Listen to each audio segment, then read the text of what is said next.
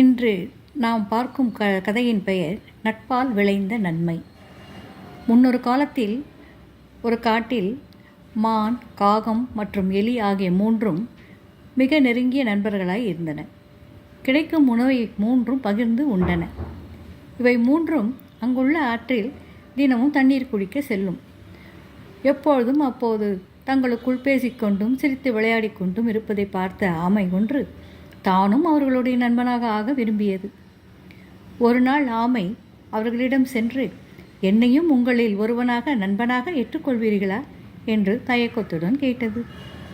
அதை கேட்டதும் காகம், உன்னை எங்கள் நண்பனாய் ஏற்றுக்கொள்ள எங்களுக்கு ஒரு தடையும் இல்லையே, ஆனால் என்று இழுத்தது. அதை பார்த்ததும் ஆமைக்கு மிகவும் வருத்தமாகிவிட்டது. உடனே காகம் அதன் அருகே பறந்து வந்து, நண்பா, எங்களுடன் இந்த காட்டில் உள்ளே வருவது உனக்கு நல்லதல்ல. இங்கு தினமும் நிறைய வேட்டைக்காரர்கள் வருகிறார்கள். அவர்களிடமிருந்து உன்னை எப்படி காப்பாற்றிக் கொள்ளப் போகிறாய் என்று தான் எங்களுக்கு கவலையாக உள்ளது என்றது.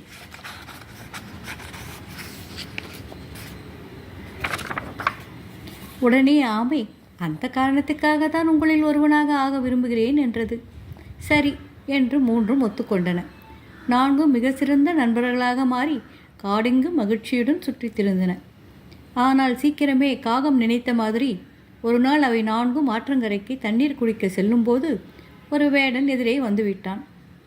அவனை கண்டதும் மான் சட்டென்று சுழறித்து கொண்டு ஒரே பாய்ச்சலாக பாய்ந்து எதிர் திசையில் ஓடியது.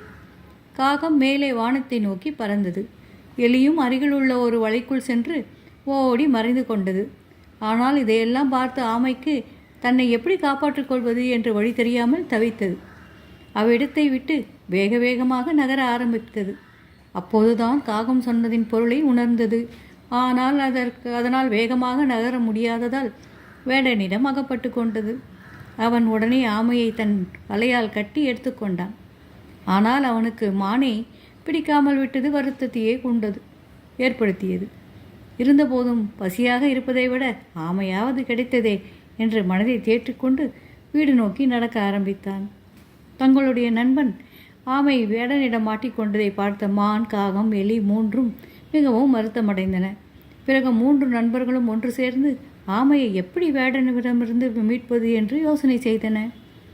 முதலில் வேடன் எங்கிருக்கிறான் என்று பார்த்து வருமாறு காகத்தை மானும் எலியும் அனுப்பியது.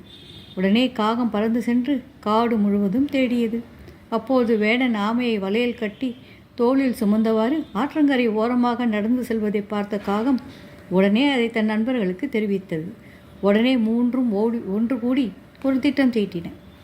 அதன்படி மான் வேறு வழி பாதையில் வேகமாக ஓடி சென்று வேடன் நடந்து வரும் பாதையை அடைந்தது. பின்பு அவன் எதிரே அடிபட்டு தள்ளாடி தள்ளாடி நடந்து வருவதைப் போல நடந்து வந்து இறந்து விட்டதைப் போல கீழே விழுந்து விட்டது. காகமும் அதை சுற்றி சுற்றி கத்தியவாறு பறந்தது.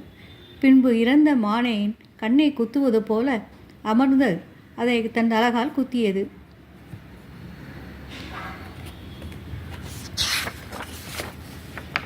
தூரத்திலிருந்து இதையெல்லாம் பார்த்த வேடன் மான் இறந்து கீழே விழுந்து விட்டதாக நினைத்தான்.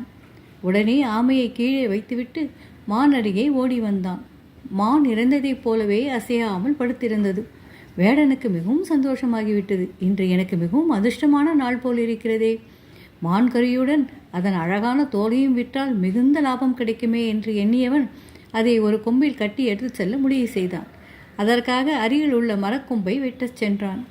அதற்குள் ஏற்கனவே செய்த திட்டத்தின்படி எலி வலையை கடித்து ஆமையை விடுதலை செய்தது. உடனே ஆமையும் வேகமாக நகர்ந்து சென்று ஆற்று நீருள் பாய்ந்து மறைந்தது. இதையெல்லாம் அறியாத வேடன் மரக்கொம்பை வெட்டி எடுத்துக்கொண்டு மானை நோக்கி சென்றான். அதற்குள் அவன் வருவதைக் கண்ட காகம் பறந்து சென்று அருகில் இருந்த மரத்தின் மீது அமர்ந்து கொண்டது.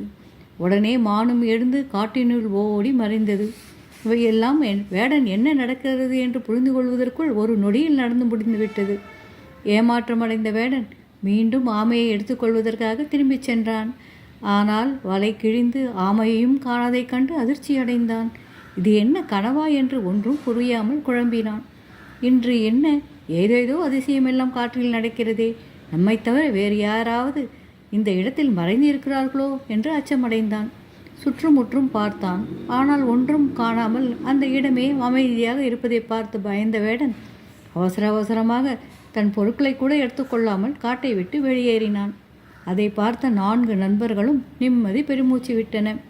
எப்பொழுதும் போல் மகிழ்ச்சியுடன் ஒன்றாக காடெங்கும் சுற்றித் திரிந்தன.